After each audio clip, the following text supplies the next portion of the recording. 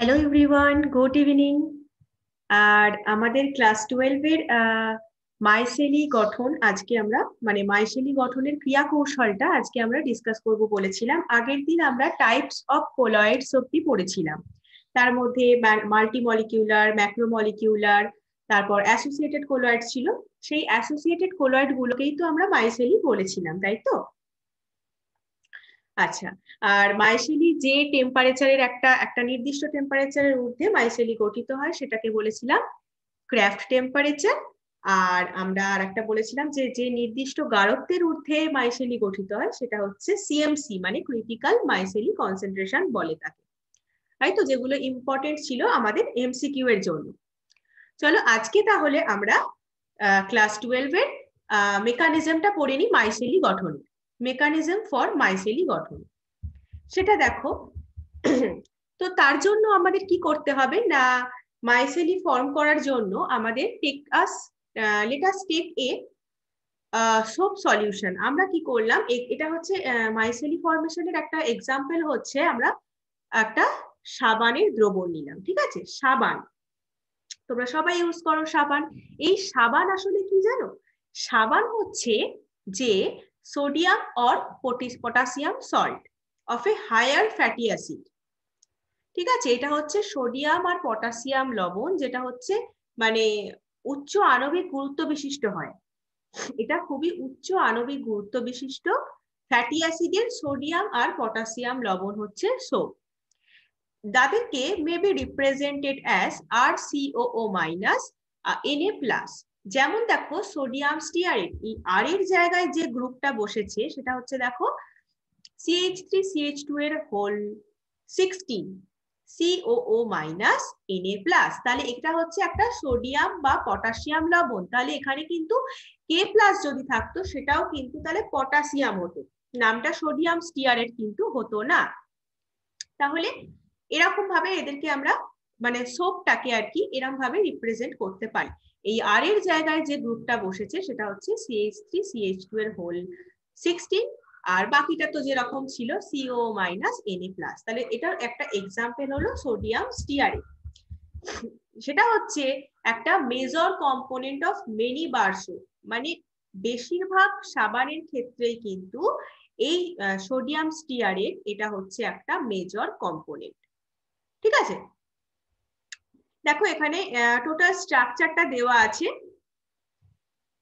C17H35। দেখবি এখানে কার্বন আছে 17টা, হাইড্রোজেন আছে 35টা, বাকি যে CO মাইনাস গ্রুপটা আছে সাথে সোডিয়াম লবণ আছে। তাহলে এর নাম হচ্ছে সোডিয়াম স্টিয়ারেট। ঠিক আছে, এটা হচ্ছে একটা soap, major components of many bar soap. তাহলে মাইসেলি গঠনের জন্য আমরা এইরকম একটা সোপ সলিউশন নিলাম। এবার কি করব দেখো, এইবার এটাকে যখন আমরা সোডিয়াম স্টিয়ারেটটাকে আমরা যখন ডিজলভ করলাম ওয়াটারের মধ্যে, জলের মধ্যে দ্রবীভূত হয়ে এরা কি দিল জানো? It dissociates into RCOO minus and Na plus ion. তাহলে RCOO মাইনাস Na প্লাস ছিল আমরা সোডিয়াম স্টিয়ারেটটা, আমরা সোপটাকে যেভাবে রিপ্রেজেন্ট করি, আর তো অনেক সোডিয়াম হতে পারে, সোডিয়াম স্টিয়ারেট হতে পারে, পটাশিয়াম দিয়েও তো হতে পারে, সবার ক্ষেত্রে তো ফর্মুলা সেম নয়। C17H35 একটা এক্সাম্পলের মধ্যে পড়ে স্টিয়ারেট আয়ন। তাহলে ইট ডিসোসিয়েট হলো, ডিজলভ করলাম, when dissolved in water it dissociates into RCOO minus আর Na প্লাস, এরা ভেঙে গেল। এবার RCOO মাইনাস, দেখো RCOO মাইনাস আয়নটা কনসিস্ট অফ টু পার্ট। একটা কি আছে, CO মাইনাস আছে, সেটা যেমন আমরা স্টিয়ারেট আয়নের ক্ষেত্রে দেখতে পেলাম, আর একটা R আছে, তাই তো? তাহলে এই long hydrocarbon chain also called non-polar tail which is hydrophobic water repelling। তাহলে এই যে আর পার্টটা RCOO মাইনাস এর মধ্যে আর পার্টটা হচ্ছে একটা লং হাইড্রোকার্বন চেন, যেটা নন পোলার হয়, এটা কিন্তু পোলার হয় না। মাথায় রাখবে কিন্তু, এটা কিন্তু গুলিয়ে ফেললে হবে না, এটা কিন্তু মনে রাখতে হবে যে RCO মাইনাস এর মধ্যে লং হাইড্রোকার্বন চেনটা হচ্ছে আর, যেটা হচ্ছে non polar tail part. Head and tail part থাকে, তো এই আরটা হচ্ছে টেল পার্ট, যেটা হচ্ছে হাইড্রোফোবিক। হাইড্রোফোবিক মানে আমরা কি পড়েছি, না হাইড্রোফোবিক মানে আমরা পড়েছি জল বিকর্ষী, তাই তো, জলকে একদম পছন্দ করে না, জল বিকর্ষী, ওয়াটার রিপেলিং, তাহলে তো হাইড্রোফোবিক বলে। আর হাইড্রোফিলিক কখন বলবো? যদি জল আকর্ষী হয়। তাহলে ওয়াটার লাভিং হলে সেটা হাইড্রোফিলিক। সেটা কোন পার্টটা? COO মাইনাস, এই যে গ্রিন কালারের মার্ক করা আছে যে পার্টটা, দেখো আমি এখানে মার্ক করেছি, এ পোলার গ্রুপ, তাহলে আরটা হচ্ছে এখানে নন পোলার পার্ট, টেল পার্ট। আর COO মাইনাস মানে একটা স্ট্রাকচারের, আমি বলছি হেড আর টেল বলতে কি বলছি বুঝতে পারছো? একটা স্ট্রাকচারের হেড হচ্ছে এই COO মাইনাস গ্রুপটা, পোলার গ্রুপটা, সেটা হচ্ছে হাইড্রোফিলিক হয় এবং ওয়াটার লাভিং হয়। ঠিক আছে, তাহলে এখানে কত ছোট ছোট পয়েন্ট দেখো MCQ এর জন্য। আর বাকি আর পার্টটা হচ্ছে আমাদের লং হাইড্রোকার্বন চেন, যেটা টেল শেষের দিকে থাকে। সেরকমই দেখো এখানে দেখো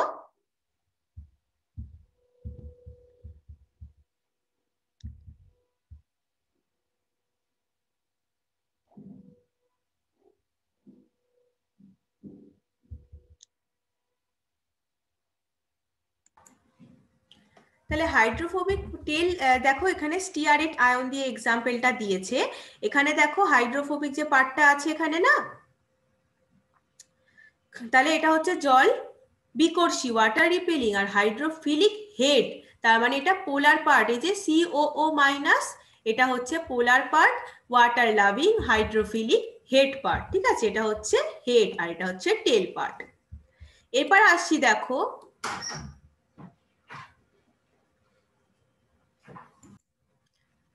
এবার হচ্ছে তাহলে এখানে আমাদের পোলার আর নন পোলার গ্রুপ এই RCO মাইনাস আয়নটা থেকে আমরা পেয়ে গেলাম। এরপর দেখো যেটা বলছি সেটা হচ্ছে the RCO minus ions are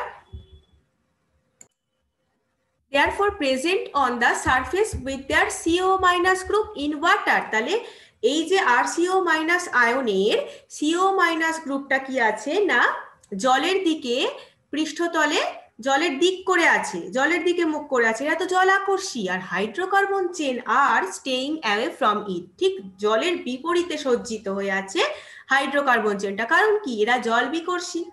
and remained at the surface, তাহলে পৃষ্ঠতলে CO মাইনাস আর আরটা কিরম ভাবে আছে, একজন জলের দিকে মুখ করে আছে, একজন জলের বিপরীতে সজ্জিত হয়ে পৃষ্ঠতলে অবস্থান করে আছে। But at critical micelle concentration কি হচ্ছে, এই CMC মানে ক্রিটিক্যাল মাইসেলি কনসেন্ট্রেশন আমরা কি বলেছিলাম না, একটা নির্দিষ্ট গাঢ়ত্বের ঊর্ধ্বে মাইসেলি গঠিত হলে তাকে বলে হচ্ছে ক্রিটিক্যাল মাইসেলি কনসেন্ট্রেশন।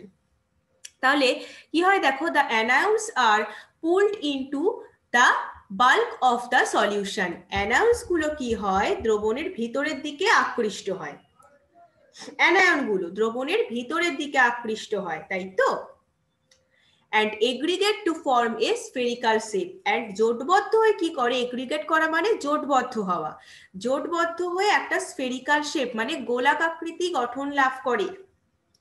ঠিক আছে, অ্যানায়ন গুলো দ্রবণের ভিতরের দিকে আকৃষ্ট হয় এবং কি হয়, কারণ সেখানে পজিটিভ চার্জ আছে, তাই জন্য তারা এখানে দেখো এই যে আয়নিক মাইসেলি গঠিত হয়েছে, এটা আসছি আমরা।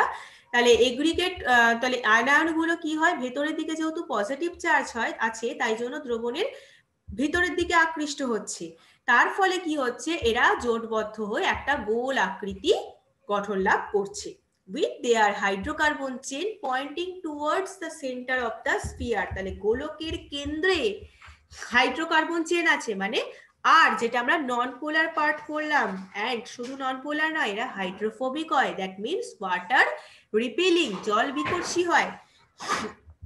এরা কোথায় আছে না, সেন্টার অফ দ্য স্ফিয়ার মানে গোলকের একদম ইয়েতে, তোমার কেন্দ্রে রয়েছে। ঠিক আছে, গোলকের কেন্দ্রের দিকে অভিমুখ করে রয়েছে হাইড্রোকার্বন চেনটা।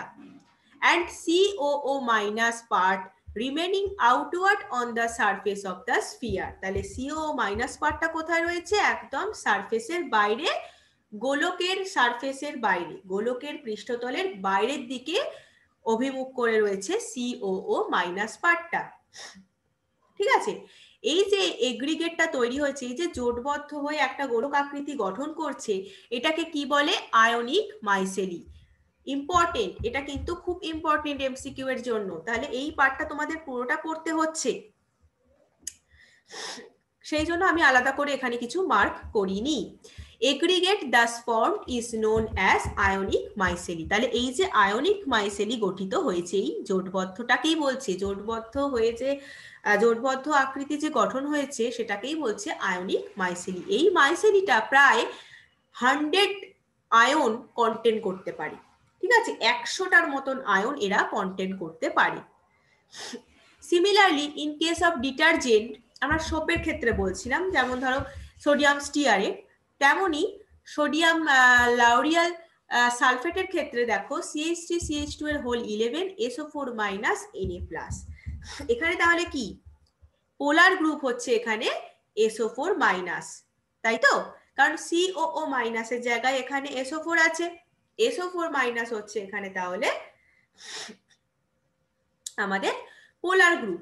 আর যেটা আছে CH3CH2 এর হোল 11, সেটা হচ্ছে লং হাইড্রোকার্বন চেন একটা, আর পার্ট, আর তো সেটা টেল পার্ট, তাহলে সেটা হচ্ছে হাইড্রোফোবিক, ওয়াটার রিপেলিং, মানে নন পোলার গ্রুপ। টেল পার্ট হচ্ছে সবসময় নন পোলার হবে, ঠিক আছে? এইভাবে মাথায় রাখবে, হেড পার্টটা পোলার, টেল পার্টটা নন পোলার হবে, এবং সেটা জল বিকর্ষী হবে। আর হেড পার্টটা সবসময় জল আকর্ষী হবে, মানে হাইড্রোফিলিক হবে।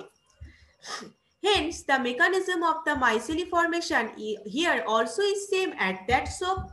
তাহলে এই সোপের ক্ষেত্রেও বা ডিটারজেন্ট বলো, যেটাই বলো, সেটার ক্ষেত্রেও কিন্তু এই যে মেকানিজমটা CO মাইনাস বা আর কিভাবে ভাঙছে, বা কোনটা হাইড্রোকার্বন পার্ট বা কোনটা আমাদের পোলার পার্ট, এগুলো কিন্তু এই আমাদের এই সোপটার ক্ষেত্রেও কিন্তু মেকানিজম সেম।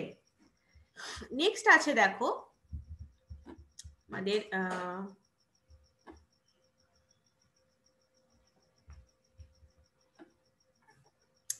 এবার আছে যে ক্লিনজিং অ্যাকশন অফ সোপ। এবার এই যে সাবান দিয়ে যে আমাদের পরিষ্কার হয়, সেটা তার মানে মেকানিজমটা কি? ক্লিনজিং অ্যাকশন অফ সোপস মানে সাবানের ক্লিনজিং অ্যাকশন, মানে পরিষ্কার করার যে একটা ক্রিয়া পদ্ধতি আছে, সেটা কি? সেটা বলছে দেখো, it has been mentioned earlier that a micelle consist of a hydrophobic hydrocarbon like central core. তাহলে মাইসেলি তো একটা hydrophobic hydrocarbon like central core দিয়ে গঠিত হয়, তাই তো পড়লাম? ঠিক আছে, তাহলে জল বিকর্ষী হাইড্রোকার্বন চেন দিয়ে গঠিত হয়। সেটা কোথায় থাকে? ওই যে স্ফেরিক্যাল শেপটা গঠিত হচ্ছে, এগ্রিগেট গুলো ফর্ম হয়ে একটা স্ফেরিক্যাল শেপ গঠন করছে, তার কেন্দ্রে থাকে, তাই তো?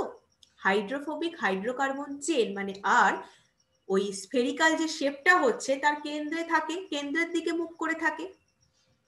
আচ্ছা, the cleansing action of soap is due to the fact that soap molecules form micelle around the oil droplet in such a way that hydrophobic part of the stearate ion is in the oil droplet and hydrophilic part projects out of the grease droplet like the bristle. এখানে কি বলছে দেখো, এই যে সাবানের যে পরিষ্কার করার যে ক্রিয়া পদ্ধতিটা, এটার মেইন কারণ হচ্ছে soap molecules form micelle. Soap molecule গুলো কি করে? মাইসেলি গঠন করে অ্যারাউন্ড দ্য অয়েল ড্রপলেট। ধরো তুমি এই যে আমি ফিগার 5.7টা তুমি একটু দেখো, যে তোমরা দেখো যে নাম্বার এ তে যে পিকচারটা দেওয়া আছে, এখানে দেখো একটা আমরা ক্লথস রেখেছি, ঠিক আছে? গ্রিস অন ক্লথস, কাপড়ে ময়লা জমেছে। এবার দেখো বি তে কি হয়েছে, দেখো স্টিয়ারেট আয়ন, এই যে স্টিয়ারেট আয়নটা arranging around the grease droplet, এই স্টিয়ারেট আয়নটা কি হয়েছে? অ্যারেঞ্জ হয়েছে এই গ্রিস ড্রপলেট তৈল বিন্দুর চারপাশে এরা রয়েছে। এইবার কি হয়েছে? গ্রিস ড্রপলেট আবার সারাউন্ড করে আছে আমাদের স্টিয়ারেট, আবার গ্রিস বিন্দুগুলো মাইসেলিটা গঠিত হয়েছে না এখানে এগ্রিগেট গুলো দিয়ে, স্টিয়ারেট আয়নগুলো দ্বারা সেটা ঘেরা আছে। এবার দেখো বলছে কি না soap molecules for micelle around the oil droplet, তার মানে এই যে তৈলবিন্দুগুলোর চারপাশে কি হয়েছে, মাইসেলি গঠিত হয়েছে। কারা মাইসেলি গঠন করেছে? সোপ মলিকিউলস গুলো। In such a way that hydrophobic part of the stearate ion is in the oil droplet, তার মানে এই স্টিয়ারেট আয়নটার হাইড্রোফোবিক পার্ট মানে টেল পার্টটা অয়েল ড্রপ তৈলবিন্দুতেই রয়েছে, আর hydrophilic part projects out of the grease droplet like the bristle, মানে একদম আমাদের তৈলবিন্দু থেকে বেরিয়ে গিয়ে বাইরে বেরিয়ে ব্রিসেল মানে লোমের মতন, দেখো লোমের মতো নাম্বার সি তে ফিগার 5.7 না সি তে যে পিকচারটা আছে দেখো সেখানে এই যে কাপড়টার আমাদের যে ক্লথটার আমরা ক্লিনজিং অ্যাকশন করছি সেটাতে দেখো কি হয়েছে না হাইড্রোফিলিক পার্টটা কিন্তু বাইরে দেখো মাইনাস COO মাইনাস, এটাই তো হাইড্রোফিলিক পার্ট মানে জল আকর্ষী, আমরা তো জলে ডুবিয়ে রেখেছি তাহলে সেটা জল আকর্ষী হবে, সেই জন্য বাইরের দিকে আছে, বাইরের দিকে বেরিয়ে লোমের মতন কিন্তু বিস্তৃত আছে, ঠিক আছে। Hydrophilic part projects out of the grease drop, তৈলবিন্দুর দিকে বাইরে বেরিয়ে লোমের মতো বিস্তৃত আছে, আর তৈলবিন্দুতে অবস্থান করে আছে হাইড্রোফোবিক পার্ট মানে টেল পার্টটা। Since the polar groups can interact with water, polar group গুলো কি হাইড্রোফিলিক মানে ওয়াটার লাভিং, স্বাভাবিকভাবেই তারা জলের সাথে ইন্টারঅ্যাক্ট করবে। The oil droplet surrounded by the stearate ion is now pulled in water and removed from the dirty surface, তখন তৈলবিন্দুর যে বলছে the oil droplet surrounded by stearate ion, তাহলে স্টিয়ারেট আয়নগুলো দ্বারা যে তৈলবিন্দুগুলো সারাউন্ডেড করে আছে না, ঘিরে আছে যেগুলো, সেগুলো কি হয় একদম জল থেকে নাও পুলড ইন ওয়াটার, জল থেকে বেরিয়ে গেল, রিমুভ ফ্রম দা একদম ময়লা পৃষ্ঠ থেকে বেরিয়ে জলে চলে আসে, ঠিক আছে, একদম জলে চলে আসে, remove from the dirty surface, তখন ওই ময়লাটা পৃষ্ঠ থেকে বেরিয়ে কাপড় জামায় যে ময়লা জমে সেগুলো কি হয় একদম রিমুভ হয়ে গিয়ে জলে নেমে আসে। Thus soaps helps in emulsification, এইভাবে সোপ কিন্তু আমাদের ইমালশন গঠন করতে সাহায্য করে। ইমালশন যখন করব তখন আমরা ইমালশনটা কি বুঝতে পারবো, আপাতত জেনে রাখো যে সোপ আমাদের ইমালসিফিকেশনে হেল্প করে and washing away of oil and fat, যা যা তেল চর্বি জাতীয় যা আছে সব আমাদের ধুয়ে দেয় একদম, ঠিক আছে। The negatively charged sheath around the globule prevents them from coming together and forming aggregates, এই গ্লোবিউলের চারদিকে যে একটা নেগেটিভলি চার্জ শীট থাকে না সেগুলোই কিন্তু এদেরকে একসাথে আসতে বাধা দেয়, তার জন্য এরা জোটবদ্ধ হতে পারে না, একটা নেগেটিভ চার্জ আছে তো এই যে আমরা দেখলাম তাই তো CO মাইনাস এখানে বাইরের দিকে আছে মানে কি গ্লোবিউলের চারপাশে নেগেটিভ চার্জ আছে, তার মানে কি তার মানে সেই জন্য কি হচ্ছে না যেটা prevent them from coming together, এদেরকে একত্রে আসতে বাধা দিচ্ছে, অ্যান্ড ফর্মিং এগ্রিগেটস, তার মানে কি এই জন্য জোটবদ্ধ হতে পারছে না এরা। তাহলে বোঝা গেছে তো যে ক্লিনজিং অ্যাকশন অফ সোপটা কি। আমি তাও আরেকবার তোমাদের বলে দিচ্ছি যে ধরো একটা জামা কাপড় কাচা হচ্ছে, ঠিক আছে, জামা কাপড় কাচা হচ্ছে, সেখানে জামাটাকে আমরা জলে ভিজিয়ে দিয়েছি, তাতে নোংরা পড়েছে, আমরা সাবান দিয়ে যদি কাচি, সাবান বলো ডিটারজেন্ট এখন তো বেশি ইউজ হয়, যেটাই বলবে না কেন সেটারই অ্যাকশন এটা,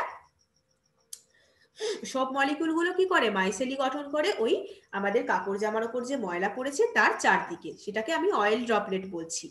অয়েল ড্রপলেটের চারদিকে কি হয়েছে মাইসেলি গঠিত হয়েছে, তার হাইড্রোফোবিক পার্টটা অফ দ্য স্টিয়ারেট আয়ন, ওই যে সোপটা কি বললাম সোডিয়াম বা পটাশিয়াম লবণ ফ্যাটি অ্যাসিডের, তাহলে সোডিয়াম স্টিয়ারেট হচ্ছে মানে বেশিরভাগ সাবান বা ডিটারজেন্টে সোডিয়াম স্টিয়ারেট থাকে, আমরা বললাম না major components of many bar soap, তাহলে দেখো মানে অয়েল এই তৈলবিন্দুতেই স্টিয়ারেট আয়ন মানে তৈলবিন্দুতেই কি থাকে না স্টিয়ারেট আয়নের ওই হাইড্রোফোবিক পার্টটা থাকে, যেহেতু তারা জল বিকর্ষী এবং জলের মধ্যে ডুবে আছে যেহেতু হাইড্রোফিলিক পার্ট মানে যেটা হেড পার্ট পোলার পার্ট, সেটা কি হয় ওই গ্রিস ড্রপলেট থেকে বেরিয়ে তৈলবিন্দু থেকে একদম বাইরে বেরিয়ে লোমের মতন বেরিয়ে থাকে, ঠিক আছে, লোমের মতন বেরিয়ে থাকে।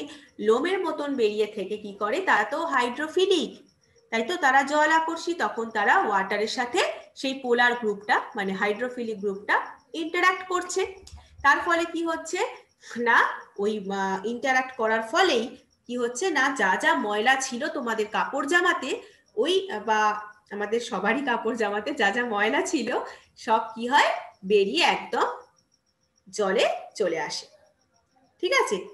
সেটাই বলছে oil droplet surrounded by the 3 item now pulled in water. Oil droplet গুলো কি হয়, একদম জলে নেমে আসে and remove from the dirty surface, ময়লা পৃষ্ঠ থেকে একদম বেরিয়ে জলে চলে আসে। এইভাবেই ইমালশন গঠনে সোপ হেল্প করছে, তেল চর্বি জাতীয় জিনিস সব ওয়াশিং অ্যাওয়ে, ঠিক আছে। এরপর চলো আমরা দেখি প্রিপারেশন অফ কোলয়েড। এবার কোলয়েড কি করে, এতক্ষণ মানে আমাদের একটা পার্ট বাকি ছিল হচ্ছে টাইপস অফ কোলয়েডের মধ্যে একটা মাইসেলির যে গঠনের যে মেকানিজমটা আমাদের বাকি ছিল, আর ক্লিনজিং অ্যাকশন অফ সোপ সেটা বাকি ছিল। এবার দেখো আমরা স্টার্ট করছি প্রিপারেশন অফ কোলয়েড। তার মধ্যে আছে কেমিক্যাল মেথড। কেমিক্যাল মেথডে কি বলছে দেখো, colloidal dispersion can be prepared by chemical reaction.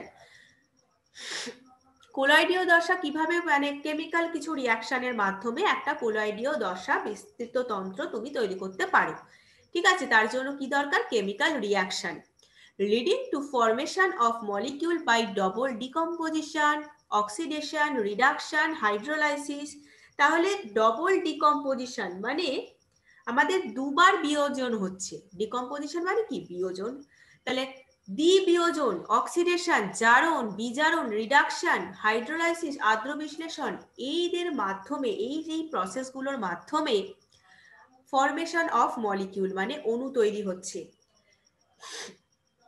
তাহলে তার ফলে কি হচ্ছে, একটা কোলয়েডীয় দশা তৈরি হচ্ছে, কোলয়েডিয়াল সল আমরা পাচ্ছি। তাহলে কোলয়েড এইভাবে আমরা রাসায়নিক বিক্রিয়ার মাধ্যমে কোলয়েড প্রস্তুত করতে পারি। যেমন দেখো AS2O3 সাথে H2S যুক্ত, এখানে কি হচ্ছে, ডবল ডিকম্পোজিশন হয়ে AS2S3 একটা সলিউশন তৈরি হচ্ছে, মানে হচ্ছে আমাদের কোলয়েড তৈরি হয়েছে, কোলয়েডিয়াল সল তৈরি হয়েছে। তারপর অক্সিডেশন করেও সল তৈরি হচ্ছে, সালফার সল। রিডাকশন করে দেখো আমাদের সিলভার সল তৈরি হয়েছে, তাই তো। হাইড্রোলাইসিস করে ফেরিক হাইড্রক্সাইড সল তৈরি হয়েছে, FeOH এর হোল 3 মানে ফেরিক হাইড্রক্সাইড, তাই তো। তাহলে double decomposition, oxidation, reduction, hydrolysis, এইভাবে কিন্তু আমাদের আমরা কোলয়েড প্রস্তুত করতে পারি নতুন অণু ফরমেশনের মাধ্যমে, মলিকিউল ফরমেশন অফ মলিকিউল। তাহলে তার মাধ্যমে, তাহলে তোমাদের এবার এখান থেকে ধরো এই রিঅ্যাকশনটা দিয়ে দিয়ে মাঝখানে ধরো সালফার সল কিভাবে তৈরি হয়েছে দিল না, অপশনগুলো দিয়ে দিল double decomposition, oxidation, reduction, hydrolysis. তাহলে সালফার সল কিভাবে তৈরি হয়েছে, অক্সিডেশনের মাধ্যমে, তাহলে কারেক্ট অপশন হবে অক্সিডেশন। এইরকম টাইপের কিন্তু এমসিকিউ এই পার্টটা থেকে তোমাদের ভেরি ভেরি ইম্পর্টেন্ট।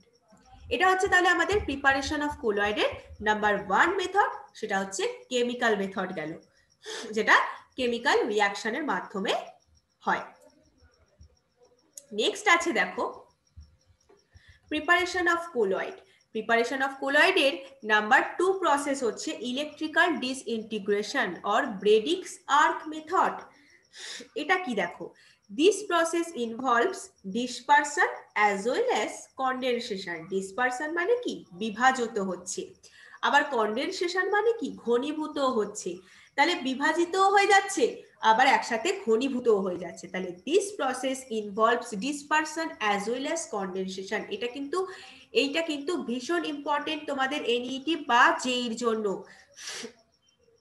তবে আমি বলবো আমার মতে এনইটির জন্য কিন্তু এই কোয়েশ্চেনটা বেশি ইম্পর্টেন্ট তোমাদের এনইটি মেডিকেলের জন্য। ক্লাস 12 এর কথা বলছি, যারা আছো, যারা ক্লাসটা করছো, তারা কিন্তু এটা তোমরা অবশ্যই মার্ক করবে তোমাদের এনসিইআরটি বইতে। তাহলে আমাদের ব্রেডিক্স আর্ক মেথড কিন্তু ডিসপারশনেও যুক্ত, কন্ডেনসেশনের মাধ্যমেও যুক্ত, ঠিক আছে। কোলয়েড মানে দুটো পদ্ধতিতেই, এই দুটোর ভাবেই এটা হয়, বিভাজিত হয় এই পদ্ধতিতে, আবার ঘনীভবনও ঘটে। Colloidal salts of metals such as gold, silver, platinum, etc. can be prepared by this method. তার মানে কিছু ধাতব কোলয়েড সল আছে, যেমন আমরা পড়েছি যে সালফার সল, গোল্ড সল মানে মেটাল ধাতু, সালফার নয়, ধাতব কোলয়েড সল যেগুলো, ধরো গোল্ড সল, সিলভার সল, প্ল্যাটিনাম সল, কপার সলও হতে পারে, ঠিক আছে। কপার, সিলভার, গোল্ড এগুলো তো তিনটেই কি মুদ্রা ধাতু। তাহলে can be prepared by this method, এই মেথডের ব্রেডিক্স আর্ক মেথডের মাধ্যমে প্রিপেয়ার করা যায় এই সলগুলো। In this method electric arc is struck between electrodes of the metal immersed in the dispersion medium। আমরা এই ছবিটা দেখলেই তোমরা বুঝতে পারবে। এই দেখো ছবিটাতে, দেখো এটা কি একটা আইস বাথ রয়েছে, তাতে একটা ডিসপারশন মিডিয়াম রয়েছে, ঠিক আছে। এই দেখো ডিসপারশন মিডিয়াম, এটা তার মধ্যে দুটো তড়িৎদ্বার রয়েছে, অ্যানোড আর ক্যাথোড। এটা অ্যানোড পজিটিভলি চার্জড, ক্যাথোড হচ্ছে নেগেটিভলি চার্জ। তাহলে দুটো ইলেকট্রোড রয়েছে, ক্যাথোড আর অ্যানোড, দুটো তড়িৎদ্বার রয়েছে। তাহলে ইলেকট্রিক আর্ক ইজ স্ট্রাক, এর মধ্যে কি করা হলো, একটা বিদ্যুৎ স্ফুলিঙ্গের, তড়িৎদ্বার দুটোর মধ্যে এক বিদ্যুৎ স্ফুলিঙ্গের সৃষ্টি করা হলো। The intense heat produced vaporise the metal, তাহলে একটা ধাতব বাষ্প তৈরি হলো, মানে তাপ তো উৎপন্ন হবেই, তড়িৎদ্বার আছে সেখানে, তড়িৎ স্ফুলিঙ্গের সৃষ্টি হচ্ছে, তাহলে সেখানে ইন্টেন্স হিট প্রডিউসড, যেটা কি করছে, ভেপারাইজ করে দিচ্ছে মেটালগুলোকে, ধাতুগুলোকে বাষ্পীভূত করে দিচ্ছে সেই তাপটা, which then condense to form particles of colloidal size। তাহলে এখানে তো হিট প্রডিউস হচ্ছে, যেগুলো ভেপারাইজ করে দিচ্ছে মেটালগুলোকে, আবার সেটা কি হচ্ছে, ভেপারাইজ হয়ে যাওয়ার পরে তারা আবার, তার মানে এখানে কি হলো, ডিসপারশন হলো। তাই জন্যই প্রথমে বললাম দিস প্রসেস ইনভলভ ডিসপারশন। আবার দেখো ভেপারাইজ হয়ে যাওয়ার পরে which then condenses to form particle of colloidal salt, তার মানে এরা আবার কনডেন্স করে যাচ্ছে, তার জন্যই এই this process involve dispersion as well as condensation. সেই জন্যই বলে এরা ভেপারাইজ হয়ে গেল, অনেক হিট উৎপন্ন করলো, তারপর আবার তারা ঠান্ডা জলে কি হলো, ঘনীভূত হয়ে গেল, ঘনীভূত হয়ে কোলয়েড কণার আকারে কণা তৈরি করলো, কোলয়েড কণার আকারে মতন কণা তৈরি করে ফেললো এরা, ঠিক আছে। এখানটা দেখো ছবিটা যদি ভালো করে বুঝে যাও তাহলেই কিন্তু লিখতে আর অসুবিধে হবে না, বা এমসিকিউস এর জন্য কিন্তু কোনো অসুবিধে হবে না। দেখো ডিসপারশন মিডিয়ামে তড়িৎদ্বার দুটো রয়েছে, যেখানে বিদ্যুৎ স্ফুলিঙ্গ সৃষ্টি হয়েছে, এখানে আইস বাথ রয়েছে, যেটাতে কি হচ্ছে, কনডেন্স হচ্ছে। তাহলে তড়িৎদ্বার দুটোর জন্য কি হচ্ছে, হিট প্রডিউস হচ্ছে, তার ফলে মেটালটা ভেপারাইজ হয়ে যাচ্ছে, আবার সেগুলো কনডেন্সেস হয়ে ঠান্ডা জলে ঘনীভূত হচ্ছে, কোলয়েড কণার আকারের কোলয়েড সল তৈরি করছে। তাহলে ব্রেডিক্স আর্ক মেথড হচ্ছে এইটা। বৈদ্যুতিক ভাবে বিভাজন ঘটছে, তাই না, ইলেকট্রিক্যাল ডিসইন্টিগ্রেশন মানে বৈদ্যুতিক বিভাজন ঘটছে। ইংলিশ টার্মগুলোই কিন্তু তোমরা অবশ্যই এগুলো, এখানে ইংলিশ টার্মগুলোই মাথায় রাখার চেষ্টা করবে, কারণ ইংলিশে যেহেতু তোমরা এক্সামটা দেবে।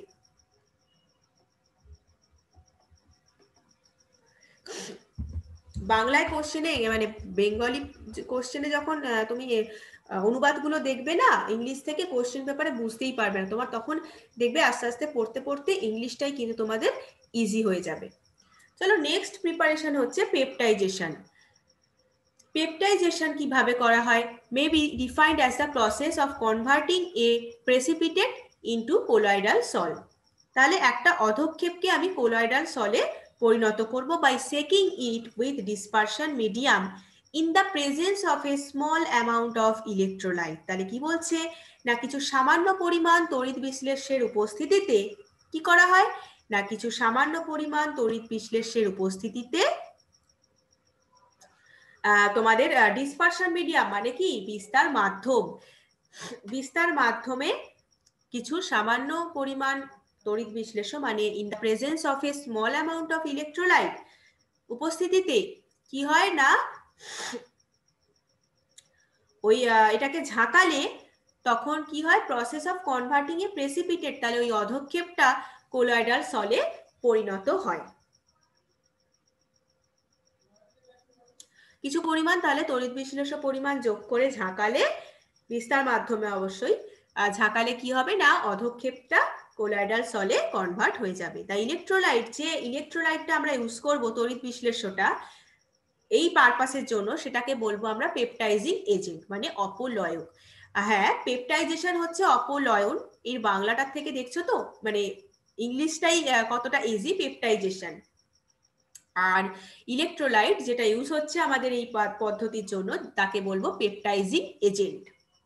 This method is applied generally to convert a freshly prepared precipitate into a colloidal sol, মানে একদম সদ্য প্রস্তুত হয়েছে। হ্যাঁ, ধরো FeOH এর হোল 3, এই সলটা একদম সদ্য প্রস্তুত হয়েছে, এই অধক্ষেপটাকে আমি কোলয়েডাল সলে রূপান্তরিত করব, তার জন্য কিন্তু এই মেথড অ্যাপ্লাইড। ঠিক আছে, অনেক দিন আগে থেকে রেডি করে মানে মানে তৈরি আছে এরকম কোনো অধক্ষেপকে কিন্তু নয়, একদম রিয়াকশন হয়েছে, হওয়া মাত্র যে অধক্ষেপটা পড়েছে সেই অধক্ষেপটাকে আমাদের কনভার্ট করতে হবে কোলয়েডাল সলে, তার জন্যই কিন্তু এই পেপটাইজেশন পদ্ধতি অ্যাপ্লাই করা হয়। During peptization the precipitate adsorb one of the ion of the electrolyte on its surface। বলছি এই পেপটাইজেশনের সময় কি হয়, অধক্ষেপটা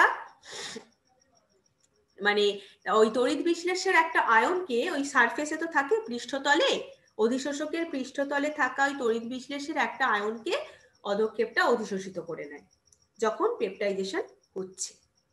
ঠিক আছে, যখন আমি তো প্রেসিপিটেট থেকে কোলয়েডাল সলে কনভার্ট করছি, তখন প্রেসিপিটেটটা ওই তড়িৎ বিশ্লেষ্য যোগ করে ঝাঁকাচ্ছি না, তখন কি হচ্ছে ওই তড়িৎ বিশ্লেষ্য যোগ করে ঝাঁকানোর সময় তড়িৎ বিশ্লেষ্যের একটা আয়নকে ওই প্রেসিপিটেটটা অ্যাবজর্ব করে নিচ্ছে তার পৃষ্ঠতলের ওপর। This causes the development of positive or negative charge on precipitate।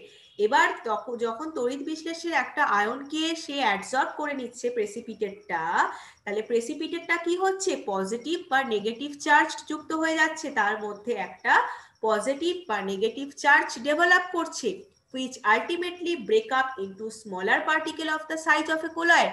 তাহলে একটা কোলয়েডের আকারের থেকেও স্মল আকারের কি হয় না পার্টিকেলস তৈরি হয়ে যায়, মানে পার্টিকেলে ভেঙে যায়, ক্ষুদ্র কণার আকারে আবার সেটা ভেঙে যায়, which ultimately break up into smaller particle, smaller particle ভেঙে যায় of the size of a colloid। ঠিক আছে, এই হচ্ছে আমাদের পেপটাইজেশন প্রসেস। চলো তাহলে এখান থেকে তোমরা একটা এমসিকিউ করো দেখি। Number 1 MCQ, which of the following method is or are the preparation of colloid। তাহলে কোন পদ্ধতি আমরা colloid প্রিপারেশনের জন্য ইউজ করি, A, B, C or D। খুব ইজি একটা কোয়েশ্চেন, তোমরা লাইভ চ্যাটে নাম্বার 1 এমসিকিউ দিয়ে লেখো।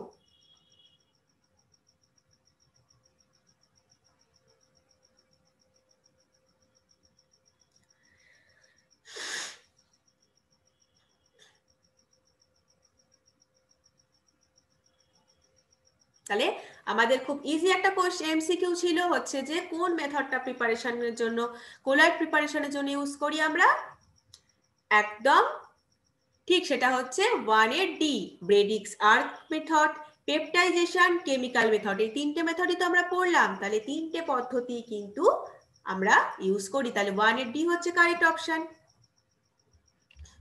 ঠিক আছে, দেখে নিয়েছো। নেক্সট চলো যাই পিউরিফিকেশন অফ কোলয়েডাল সলিউশন, কিভাবে আমরা কোলয়েড সলিউশনটাকে পিউরিফাই করব।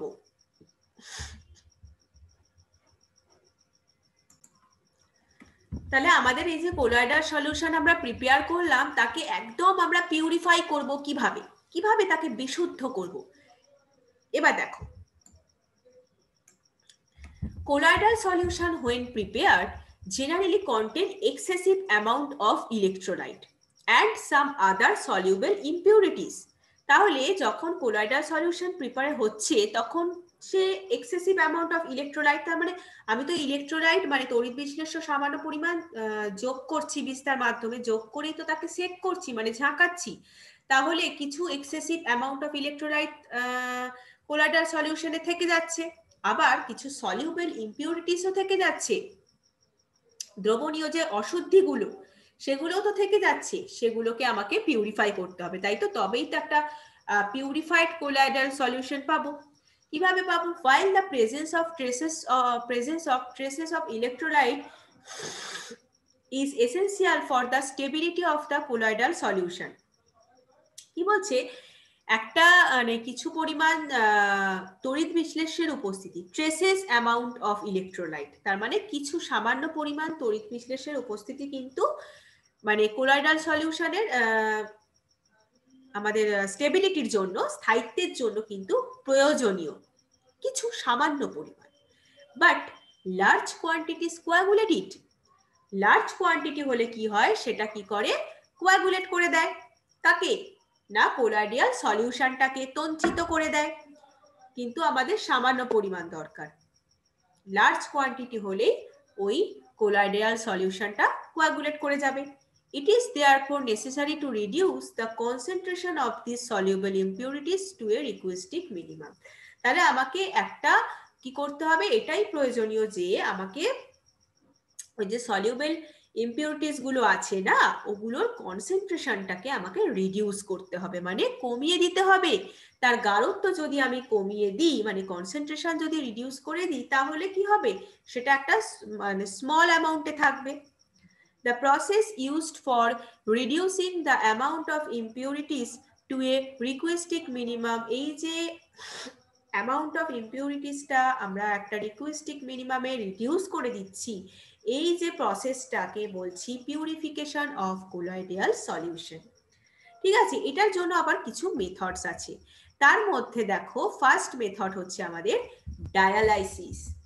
ডায়ালাইসিসটা তোমরা অনেকেই শুনে থাকবে। কে কে শুনেছো ডায়ালাইসিস যে পদ্ধতিটা, বলো দেখি, এবং তার সাথে পড়তেও থাকো। দেখো, ডায়ালিসিস প্রসেসটা হচ্ছে, it is a process of removing a dissolved substance from a colloidal solution by means of diffusion through a suitable membrane. বলছে এটা কি রিমুভ করে, একটা ডিজলভড সাবস্টেন্সকে, মানে দ্রবীভূত হয়ে গেছে এরকম একটা সাবস্টেন্সকে এরা কি করে, রিমুভ করে, তাই তো। কি থেকে না, কোলয়েডাল সলিউশন থেকে, by means of diffusion through a suitable membrane. একটা সুইটেবল মেমব্রেন, একটা সুইটেবল মেমব্রেন বলতে পারো, পর্দা একটা টাইপের থাকে, সেই সুইটেবল মেমব্রেনের মাধ্যমে, মানে মেমব্রেনের মধ্যে দিয়ে কি হয়, ব্যাপন ক্রিয়ার মাধ্যমে কোলয়েডাল সলিউশন থেকে ডিজলভড যে সাবস্টেন্স গুলো রিমুভ হয়ে যায়, এই প্রসেসটাকে বলে dialysis. Since particles like ion or smaller molecule in a true solution can pass through animal membrane or parchment paper or cellophane sheet but not the colloidal particle, একটা সাধারণ যে অণু, যেমন ছোট ক্ষুদ্র অণু হতে পারে, বা তোমাদের আমি বলেছি না ওই স্মলার যে মলিকুল বা আয়নও হতে পারে, একটা প্রকৃত দ্রবণে এই যে সাধারণ অণু বা আয়নগুলো কিন্তু অ্যানিমাল মেমব্রেন বলো, পার্চমেন্ট পেপার বলো, সেলোফেন শীট, এগুলোর মধ্যে দিয়ে পাস করতে পারে, কিন্তু কোলয়েডাল পার্টিকেল পারে না। হ্যাঁ, the membrane can be used for dialysis. ঠিক আছে, যেহেতু এই কোলয়েডাল পার্টিকেল এর মধ্যে দিয়ে আমাদের পাস করতে পারে না, তাই জন্য এই মেমব্রেন গুলোকে আমরা ডায়ালিসিসে ইউজ করি, কারণ আমরা কোলয়েডাল পার্টিকেল থেকে ডিজলভড সাবস্টেন্স গুলোকে রিমুভ করতে চাইছি। ঠিক আছে, তাই জন্য তাহলে অ্যানিমাল মেমব্রেন, পার্চমেন্ট পেপার। তাহলে দেখো এখান থেকে কিন্তু এমসিকিউ আসবে তোমাদের, তাহলে এমসিকিউ হচ্ছে এনইটির জন্য খুব ইম্পর্টেন্ট, যে এই ডায়ালিসিস বা তোমাদের ডেফিনেশনটাই তুলে দিয়ে বলবো এটাকে, এই প্রসেসটাকে কি বলে, এরকম আসতে পারে। বা ধরো কোলয়েডাল পার্টিকেল এসছে, মানে কোনটা ইনকারেক্ট, অপশন দিয়ে দিল কোনটা ইনকারেক্ট, বলে দিল যে অ্যানিমাল মেমব্রেন, এই মেমব্রেনটার মধ্যে দিয়ে কোলয়েডাল পার্টিকেল পাস করতে পারে, একটা এরকম অপশন দিয়ে দিল, বাকিগুলো রাইট অপশন দিল, তাহলে কি হবে, যে অ্যানিমাল মেমব্রেনের মধ্যে দিয়ে কোলয়েডাল পার্টিকেল পাস করে, এটা একটা ভুল অ্যান্সার, ভুল অপশন আমাদের। তাহলে এরকম ভাবেও কিন্তু তোমাদের এমসিকিউস আসতে পারে এখান থেকে। দেখো এই ছবিটাই দেখো, এইটা হচ্ছে ডায়ালাইজিং মেমব্রেনটা, মানে সেটা পার্চমেন্ট পেপার, সেলোফেন শীট বা অ্যানিমাল মেমব্রেন যে কোনোটা হতে পারে। এখান দিয়ে কে পাস করছে, দেখো ওয়াটার আর ক্রিস্টালয়েড, যে ক্রিস্টালয়েড গুলো পাস করছে, এইগুলো হচ্ছে সল্ট পার্টিকেল, এখান দিয়ে ওয়াটারটা ঢুকছে, এখান দিয়ে পাস করছে। ঠিক আছে, এইটা হচ্ছে ক্রিস্টালয়েড, এই যে ওয়াটার বেরোচ্ছে, তার সাথে ক্রিস্টালয়েডও বেরিয়ে যাচ্ছে, দেখেছো?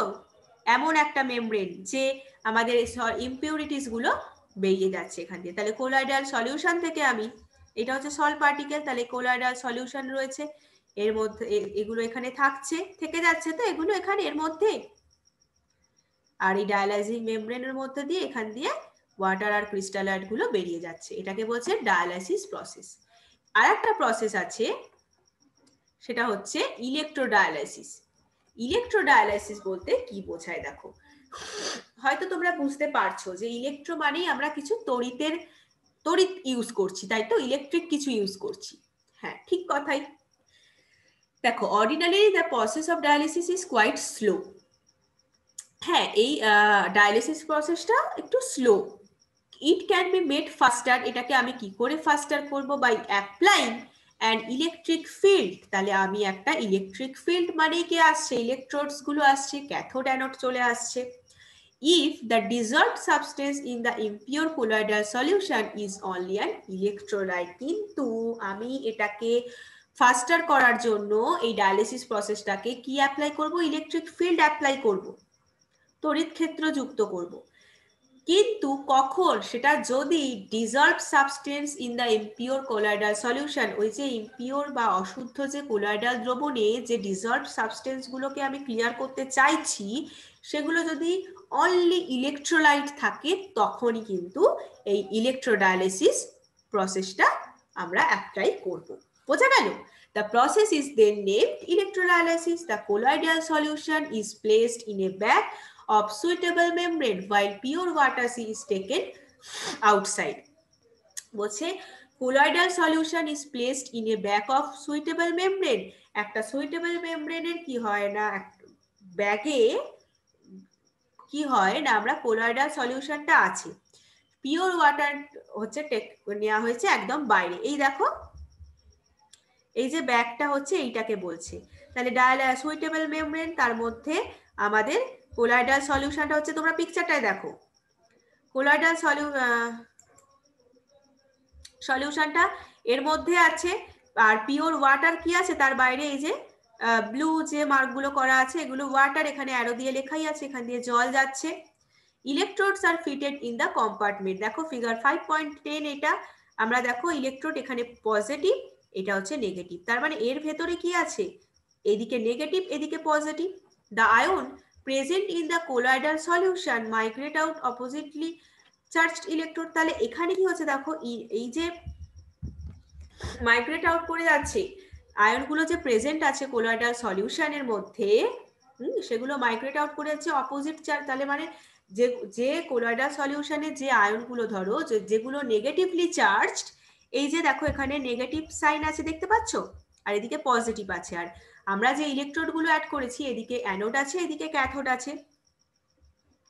এবারে আয়নগুলো হচ্ছে যে তার অপোজিট চার্জ অনুযায়ী তারা মাইগ্রেট করে যাচ্ছে, মানে ওই কোলয়েডাল সলিউশনের মধ্যে যে আয়নগুলো নেগেটিভলি চার্জ তারা অ্যানোডের দিকে যাচ্ছে, মাইগ্রেট আউট হচ্ছে, আর যারা পজিটিভ চার্জ কোলয়েডাল সলিউশনে তারা ক্যাথোডের দিকে যাচ্ছে, কারণ ক্যাথোড নেগেটিভলি চার্জ। ঠিক আছে, এর ভেতর তাহলে সল্ট পার্টিকেল রয়েছে আর ক্রিস্টালয়েড রয়েছে, তাই তো? ক্রিস্টালয়েড গুলো ওই আয়নগুলোর মধ্যেই বলছি, যারা পজিটিভলি চার্জ তারা ক্যাথোডের দিকে যাচ্ছে, যারা নেগেটিভলি চার্জ তারা অ্যানোডের দিকে যাচ্ছে। এটাই হচ্ছে লাস্ট পয়েন্টার মিনিং। তাহলে এই প্রসেসটাই হচ্ছে ইলেকট্রোডায়ালিসিস। তাহলে কখন অ্যাপ্লাই করব, কেন অ্যাপ্লাই করব, এইগুলো থেকে তোমাদের ইম্পর্টেন্ট এমসিকিউ আসতেই পারে।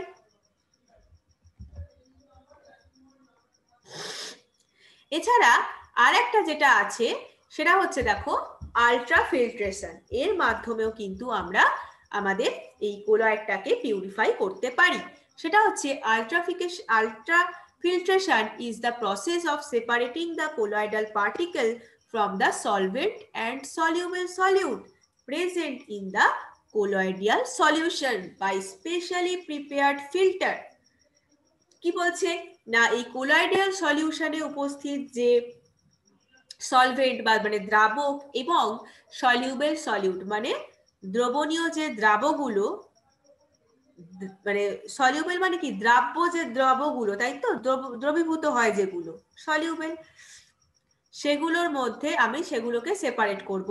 কি থেকে? সেগুলো থেকে কোলয়েডাল পার্টিকেলটাকে সেপারেট করব। সেই প্রসেসটা হচ্ছে আলট্রা ফিল্ট্রেশন। কি বললাম? আবার বলছি, আলট্রা ফিল্ট্রেশন হচ্ছে এরকম একটা প্রসেস যেটা সেপারেট করে কোলয়েডাল পার্টিকেলগুলোকে। কোথা থেকে? সলভেন্ট আর সলিউবল সলিউট থেকে, যেটা কোথায় প্রেজেন্ট আছে? কোলয়েডাল সলিউশনে।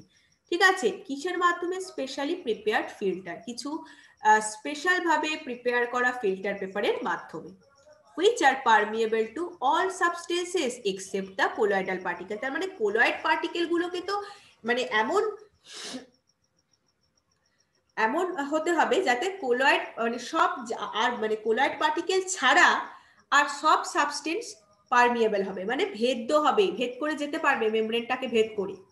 বুঝতে পারছো তো কি বলছি? তাহলে আমি আবারও বলছি, আলট্রা ফিল্ট্রেশন হচ্ছে এমন একটা প্রসেস যেটা কি করে না, কোলয়েডিয়াল সলিউশনে উপস্থিত কোলয়েড পার্টিকেল গুলোকে সলভেন্ট আর সলিউবল সলিউট থেকে সেপারেট করে বাই স্পেশালি প্রিপেয়ার্ড ফিল্টার পেপারের মাধ্যমে, যেগুলো কখন মানে যেগুলো কি হয় না, যেগুলোতে শুধু কোলয়েড পার্টিকেল ছাড়া বাকি সব সাবস্টেন্সেস পারমিয়েবল হবে, মানে ভেদ্য হবে। ঠিক আছে? Colloid particles can pass through ordinary filter paper. Colloid particle, তাহলে আমরা তো এতক্ষণ পড়ছি যে এই সব যে অ্যানিমাল মেমব্রেন, সেলোফেন সিড, এগুলো দিয়ে কোলয়েড পার্টিকেল পাস করতে পারে না। কোলয়েড পার্টিকেল পাস করার জন্য সাধারণ ফিল্টার পেপারই যথেষ্ট, কারণ এদের কি হয়, কোলয়েড পার্টিকেলগুলোর পোর সাইজটা লার্জ হয়, পোরস গুলো, ছিদ্রগুলো কিন্তু পোরগুলো লার্জ হয়, সেই জন্য কিন্তু কোলয়েড পার্টিকেল পাস করার জন্য অর্ডিনারি ফিল্টার পেপার প্রয়োজন হয়, স্পেশাল প্রিপেয়ার্ড ফিল্টার পেপার এদের প্রয়োজন হয় না। তাহলে বুঝতে পারছো এখান থেকে কত ইম্পর্টেন্ট এমসিকিউ তোমাদের আসতে পারে, খুব ইম্পর্টেন্ট কিন্তু এগুলো এমসিকিউ এর জন্য। তাহলে এগুলো কিন্তু তোমাদের প্রত্যেকটা লাইন পড়তে হবে। However, the pores of filter paper can be reduced in size by impregnating with colloidal solution to stop the flow of colloid particle। এই ফিল্টার পেপারের ছিদ্রগুলোকে আমাদের সাইজের দিক থেকে আকারে ছোট করে আমাদের কি করা হয়, ইমপ্রেগনেটিং উইথ কোলয়েডিয়াম সলিউশন। কোলয়েডিয়াম সলিউশন, এটা থেকে খুব ভালো এমসিকিউ আসে তোমাদের, এইটি বা যেই দুটোর জন্যই বলছি। তাহলে কি করার, কোলয়েডিয়াম সলিউশনটা হচ্ছে একটা আঠালো টাইপের রাসায়নিক পদার্থ। ঠিক আছে? কোলয়েডিয়াম সলিউশনটা হচ্ছে একটা আঠালো রাসায়নিক পদার্থ। সেটা কিসে হেল্প করে? To stop the flow of colloidal particle. এরা কোলয়েডিয়াল পার্টিকেল ফ্লোটাকে স্টপ করতে হেল্প করে। ঠিক আছে? আর তার সাথে ফিল্টার পেপারের যে ছিদ্রগুলোর সাইজও রিডিউস করা হচ্ছে। The usual collodion is a 4% solution of nitrocellulose in a mixture of alcohol and ether। Alcohol আর ইথারের মিশ্রণে 4% nitrocellulose আছে, সেটাই হচ্ছে কোলয়েডিয়ন। এই লাইনটাও কিন্তু অবশ্যই মার্ক করবে। এই প্রত্যেকটা লাইন এতক্ষণ পড়াচ্ছি যে মানে এমসিকিউ এর জন্য ভেরি ভেরি ইম্পর্টেন্ট। এছাড়াও যেগুলো বেশি করে বলছি যে লাইনগুলো, সেগুলো কিন্তু ক্লাসটা করতে করতে মানে তোমরা মার্ক করবে অবশ্যই। ইউজুয়াল কোলয়েডিয়ান সল ইজ এ, মানে তাহলে এই আঠালো রাসায়নিক পদার্থটা একটা অ্যালকোহল আর ইথারের মিশ্রণে নাইট্রোসেলুলোজের 4%, মানে 4% দ্রবণ হচ্ছে নাইট্রোসেলুলোজের। এবার দেখো, ultra filter paper may be prepared by, এই আলট্রা ফিল্টার পেপার একটা প্রিপেয়ার করতে হবে আলট্রা ফিল্ট্রেশনের জন্য। সেটা কি করে করা হয়? By soaking the filter paper in a colloidal solution, hardening by formaldehyde and then finally drying it. এইটাও কিন্তু very very important for MCQ. তাহলে কি হলো না, একটা কোলয়েডিয়াল সলিউশনে ফিল্টার পেপারটাকে একটা সাধারণ ফিল্টার পেপারকে ভিজিয়ে তাকে ফর্মালডিহাইড দিয়ে শক্ত করা হলো, হার্ডেনিং বাই ফর্মালডিহাইড। ফর্মালডিহাইড দিয়ে তাকে শক্ত করে দিলাম, শক্ত করে দেন ফাইনালি ড্রাই করলাম। তাহলে শেষে ড্রাই করে আমাদের আলট্রা ফিল্টার পেপার কিন্তু তৈরি করা হলো, ভেজানো হলো, তাকে ফর্মালডিহাইড দিয়ে শক্ত করা হলো, তারপর সেই ফিল্টার পেপারটাকে ড্রাই করে নিলাম, শুকনো করে নিলাম। এইভাবে কিন্তু একটা আলট্রা ফিল্টার পেপার তৈরি করা হয়। By using ultra filter paper colloidal particles are separate from the rest of the materials. colloid particle গুলো কিন্তু সেপারেট হয়ে গেল এই আলট্রা ফিল্টার পেপার ইউজ করার পর। আলট্রা ফিল্ট্রেশন একটা স্লো প্রসেস, মানে খুব ধীর গতিতে হয়, তাই জন্য একে যদি আমি স্পিড আপ করতে চাই, আমি এই প্রসেসটাকে দ্রুততর করতে চাই, তাহলে কি করব, প্রেসারটাকে বাড়িয়ে দেবো, চারটা চাপ প্রয়োগ করব, প্রেসারকে অ্যাপ্লাই করব, সাকশনও অ্যাপ্লাই করতে পারি, তাহলে pressure or suction is applied. Colloidal particles left on the ultrafilter paper are then stirred with fresh dispersion medium to get a pure colloidal solution. কি বলছে না, এই যে লাস্টে যে পড়েছিল যে কোলয়েডীয় কণাগুলোকে আমি একটা বিস্তার মাধ্যমে নিয়ে সেটাকে জাস্ট শেক করব বা নাড়াবো, যাই বলো না কেন, তাহলে আমরা একটা পিওর কোলয়েডিয়াল সলিউশন পাবো। তাহলে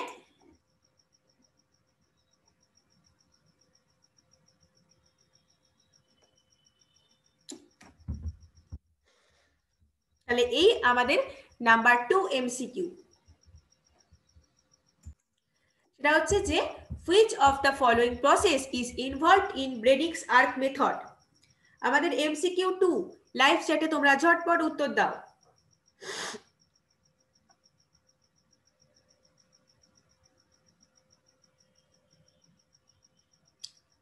পূর্বাশা, শ্রাবন্তী, আমিনা, রণজিৎ, সায়ন, সবাই কিন্তু যারা ক্লাসটা করছো প্রত্যেককে বলছি সবাই কিন্তু অ্যান্সার গুলো লাইভ চ্যাটে লিখবে।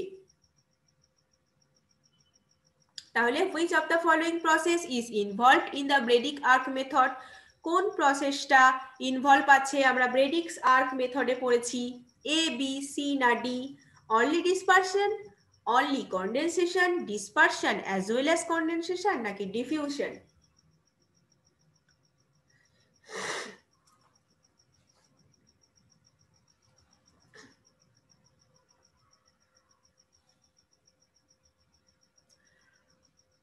তাহলে আমাদের কারেক্ট অপশন হচ্ছে এমসিকিউ 2 এর নাম্বার সি।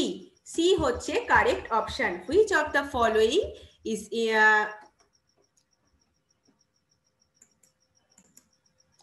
কোন প্রসেসটা তাহলে ইনভলভ থাকে না dispersion as well as condensation. এটা নিশ্চয়ই তোমরা এনসিইআরটি টেক্সট বুকে মার্ক করেছো। আমি বারবার বলছিলাম যে ডিসপারশন আর কন্ডেনসেশন দুটোই কিন্তু ব্রেনিক আর্ক মেথডে ইউজ হয়, ইনভলভ থাকে। নেক্সট চলো যাই আমাদের আরেকটা important MCQ. The process of converting a precipitate into colloidal sol is termed as MCQ 3। তোমরা এটা লাইভ চ্যাটে লেখো যে কোন পদ্ধতিতে আমরা কনভার্ট করতে পারি একটা প্রেসিপিটেটকে ইনটু colloidal সলে। একটা প্রেসিপিটেট কোন পদ্ধতিতে colloidal সলে কনভার্ট হয়? ডায়ালাইসিস, পেপটাইজেশন, ক্যাটালাইসিস নাকি আলট্রাফিল্ট্রেশন?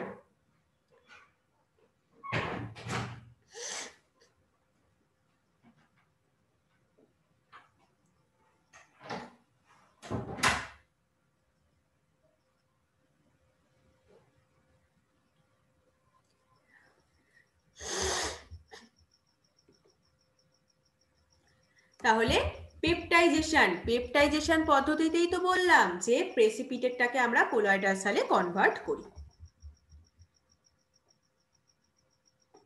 এরপর দেখো আমরা যেটা পড়বো সেটা হচ্ছে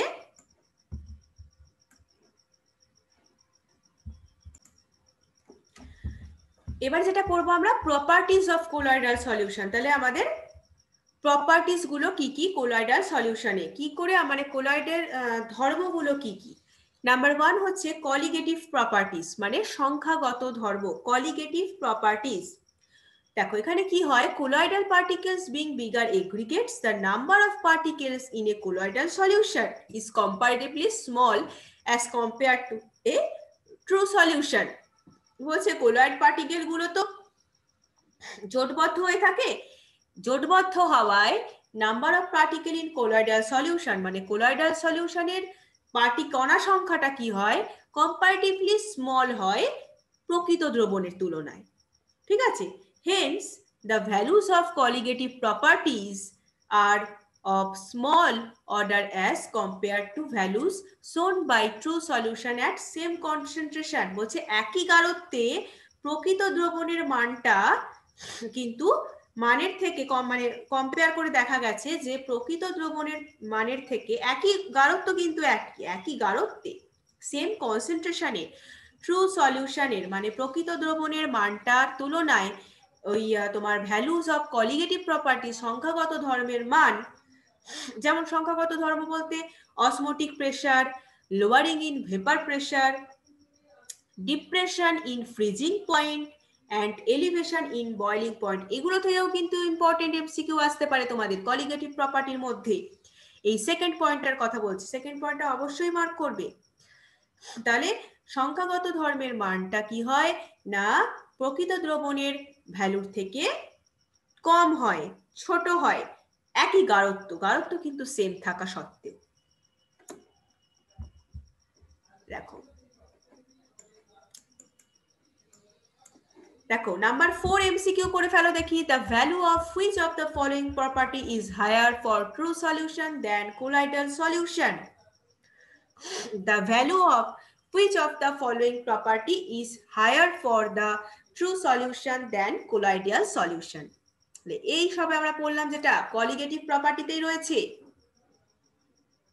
ভীষণ ইজি একটা এমসিকিউ ফর এনইটি অ্যান্ড জেইর জন্য, important and also very very important.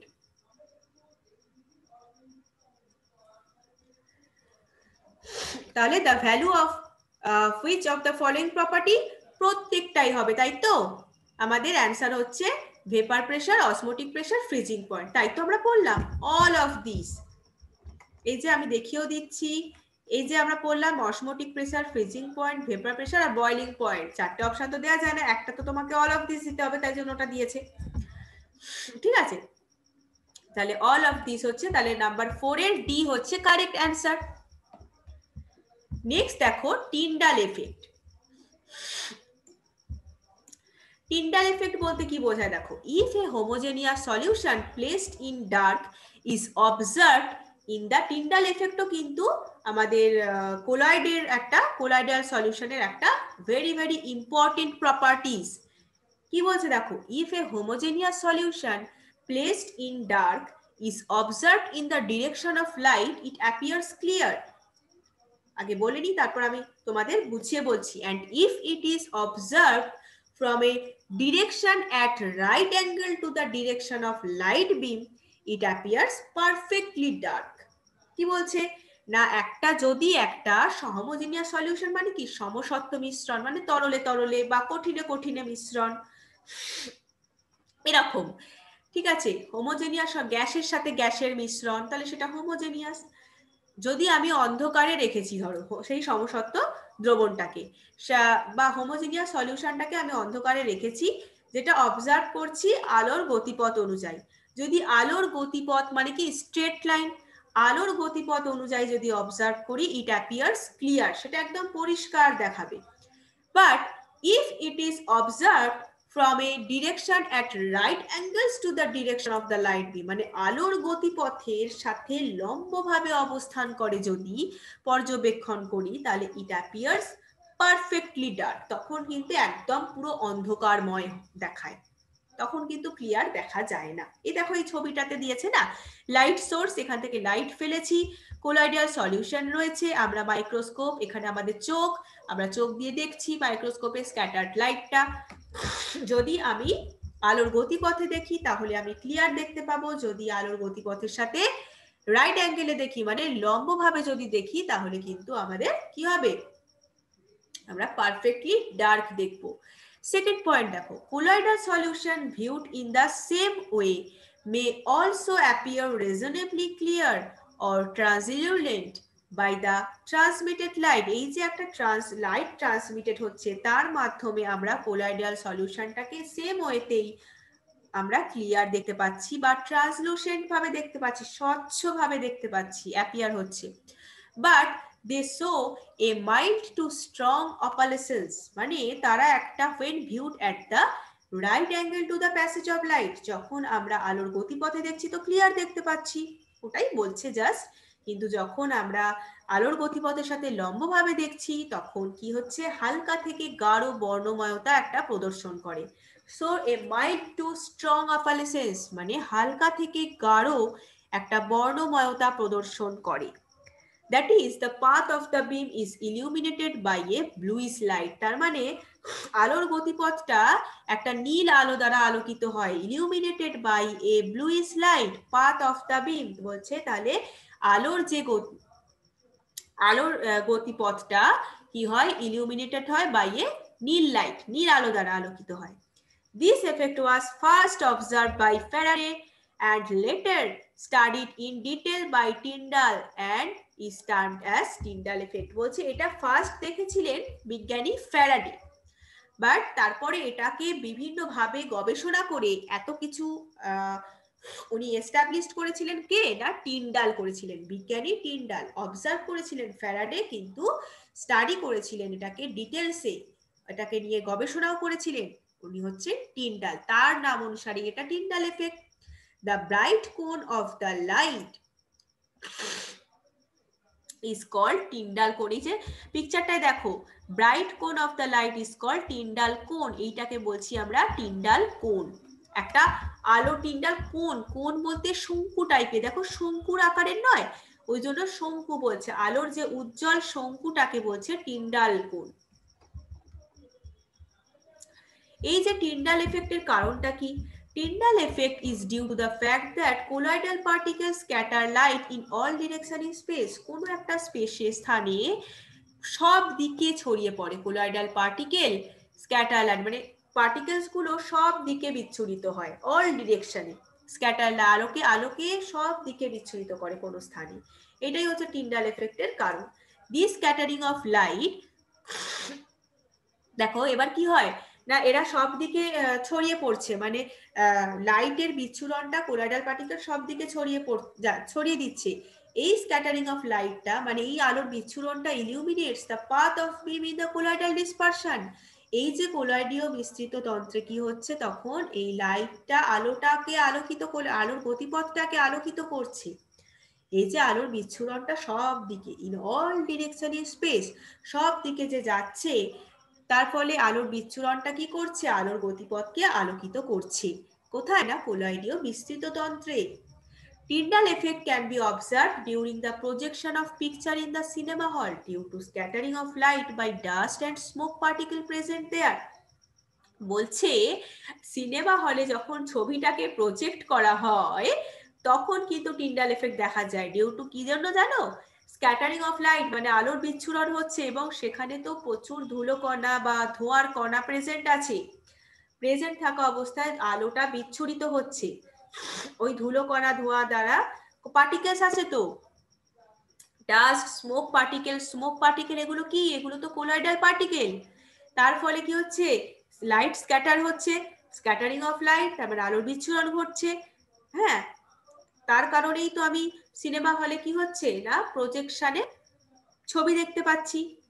এটাও কিন্তু একটা টিন্ডাল এফেক্টের অবজারভেশনের মধ্যে পড়ে। তাহলে টিন্ডাল এফেক্ট মানে তাহলে আমরা এর মাধ্যমে অবজার্ভ করতে পারি। Tyndall effect is observed only when the following two conditions are satisfied. Tyndall effect আমাদের অবজার্ভ করা যাবে দুটো মাত্র শর্তের জন্য। সেই শর্তগুলো কি কি? The diameter of the dispersed particle, মানে এই প্রপার্টিস গুলো কিন্তু প্রত্যেকটা প্রপার্টিস, কোলয়েডের প্রত্যেকটা প্রপার্টিস ইম্পর্টেন্ট। এরপরে আরো আছে ব্রায়োনীয় মুভমেন্ট আছে। দেখো তাহলে দুটো শর্ত কি কি, দুটো কোন শর্ত পালন করলে আমরা টিন্ডাল এফেক্ট দেখতে পাবো না? Diameter of the dispersed particle is not much smaller than the wavelength of light used. বলছে আলোর তরঙ্গ দৈর্ঘ্যের থেকে, ওয়েভলেন্থ অফ লাইট, লাইটের ওয়েভলেন্থের থেকে আমাদের ডিসপার্সড পার্টিকেল মানে বিস্তৃত দশার যে কণাগুলো ব্যাস বেশি ক্ষুদ্র হওয়া বাঞ্ছনীয়। ঠিক আছে, তাহলে diameter of the dispersed particle is not much smaller than the, হ্যাঁ, diameter of the dispersed particle মানে বিস্তৃত দশার কণাগুলোর ব্যাস কিন্তু লাইটের ওয়েভলেন্থের থেকে বেশি ক্ষুদ্র হলে হবে না। ঠিক আছে, লাইটের ওয়েভলেন্থ যতটা তার থেকে এই কণাগুলোর ব্যাস বেশি ক্ষুদ্র হলে চলবে না, এটা একটা শর্ত। দ্বিতীয় শর্ত কি, the refractive indices of the dispersed face and the dispersion medium differ greatly in magnitude. বলছে বিস্তৃত দশা মানে ডিসপার্সড ফেস আর ডিসপারশন মিডিয়াম মানে বিস্তার মাধ্যমের মধ্যে, বিস্তৃত দশা আর বিস্তার মাধ্যমের মধ্যে যে রিফ্র্যাক্টিভ ইন্ডিসেস, বাংলা হচ্ছে প্রতিসরাঙ্ক, প্রতিসরাঙ্কের পার্থক্যটা কিন্তু বেশি হতে হবে, অনেক বেশি হতে হবে, তবেই কিন্তু টিন্ডাল এফেক্ট তুমি অবজার্ভ করতে পারবে। তাহলে ডিসপারশন মিডিয়াম আর ডিসপার্সড ফেস এদের প্রতিসরাঙ্কের পার্থক্য রিফ্র্যাক্টিভ ইন্ডিসেস আমাদের অনেক বেশি হওয়া বাঞ্ছনীয়। Tyndall effect is use to distinguish between A colloidal and true solution. তাহলে এটা মেন ইউজ হচ্ছে আমাদের কোলয়েডাল আর প্রকৃত দ্রবণকে ডিফার করতে বা ডিস্টিংগুইশ করতে। জিগমন্ডি ইন 1903 উনি টিন্ডাল এফেক্ট ইউজ করলেন to set up an apparatus known as ultra microscope. Ultra microscope এটাকে সেট আপ করার জন্য উনি টিন্ডাল এফেক্ট ইউজ করলেন। An intense beam of light is focused on the colloidal solution contained in a glass vessel. একটা glass ভেসেলে কাঁচের পাত্র আর কি, তাতে colloidal solution রয়েছে, সেটাতে একটা উজ্জ্বল মানে ইন্টেন্স বিম অফ লাইট, অতি উজ্জ্বল একটা আলোক রশ্মি ফোকাস করা হলো। The focus of the light is then observed with a microscope at right angle to the beam. তাহলে আলোর গতিপথের সাথে লম্বভাবে, আলোর গতিপথের লম্বভাবে আমরা ওই আলোর ফোকাসিংটাকে অবজার্ভ করলাম মাইক্রোস্কোপের দ্বারা। ইন্ডিভিজুয়াল কোলয়েডাল পার্টিকেলস, নাম্বার 4 বলছি, individual colloidal particle appear as bright star against a dark background. মাইক্রোস্কোপে আমরা কি দেখবো, একটা ডার্ক ব্যাকগ্রাউন্ড, কিন্তু কোলয়েডাল পার্টিকেল গুলো অতি উজ্জ্বল একটা ব্রাইট স্টার, কিন্তু ব্যাকগ্রাউন্ডটা ডার্ক। এটা হচ্ছে আমরা মাইক্রোস্কোপে দেখতে পেলাম। Ultra microscope does not render the actual colloidal particles visible. এটাতে কিন্তু আমরা যে অ্যাকচুয়াল কোলয়েডাল পার্টিকেল গুলো আলট্রা মাইক্রোস্কোপে দেখতে পাবো না। এতে কি অবজার্ভ করতে পারবো, only observe the light scattered by them, মানে এই কোলয়েড কণাগুলো থেকে যে আলোটা বিচ্ছুরিত হয়েছে, লাইটটা স্ক্যাটার্ড হয়েছে, সেইটা আমরা আলট্রা মাইক্রোস্কোপে দেখতে পাবো। তাহলে বোঝা গেল? আমার মতে এই প্রত্যেকটা লাইন তোমরা পড়বে, যাতে তোমাদের জানার জন্য পড়বে, তো শুধু যে মার্কস পাওয়ার জন্য তো নয়, তোমরা এটা জানতেও পারবে এবং কোশ্চেন তো আসতেই পারে এখান থেকে, এমসিকিউ ইম্পর্টেন্ট। বারবার বলছি প্রপার্টিজ গুলো থেকে ভেরি ভেরি ইম্পর্টেন্ট এমসিকিউ আসবে। আমি তোমাদের অ্যাসাইনমেন্টে তো দিয়েই দিচ্ছি, মানে অ্যাসাইনমেন্ট যেগুলো দিচ্ছি না, সেগুলো মানে যেটা পড়াচ্ছি যেদিন, তারপরে যে অ্যাসাইনমেন্ট গুলো দিচ্ছি সেগুলো কিন্তু প্রত্যেকে করে পাঠানোর চেষ্টা করো, আর চেষ্টা করো না, প্রত্যেকে করো, এবং মক টেস্ট গুলো কিন্তু সবাই দাও। আবার বলছি, মক টেস্ট গুলো সবাই দাও, তবেই কিন্তু তোমাদের প্র্যাকটিস হবে। আর এনসিইআরটি যে পিডিএফ গুলো দিচ্ছি বা আমাদের ক্লাসগুলো, সেগুলো বারবার করতে থাকো, পিডিএফ গুলো লাইন বাই লাইন পড়তে থাকো, ঠিক আছে? আচ্ছা, thus ultra microscope does not provide any information about the size and shape of colloidal particle. তাহলে আলট্রা মাইক্রোস্কোপ কিন্তু কোনো ইনফরমেশন প্রোভাইড করে না কোলয়েড পার্টিকেলের সাইজ আর শেপ, মানে আকার আর আকৃতি সম্পর্কে কোনো ইনফরমেশন এরা দেয় না। চলো তাহলে একটা এমসিকিউ করে নাও। When the light is subjected on the colloidal solution, it appears clear, but when viewed at the right angle to the passage of light, it shows a mild to strong opalescence. This effect is termed as, very easy করে ফেলো, number 5 দিয়ে option, correct অপশনটা লিখে ফেলো live চ্যাটে।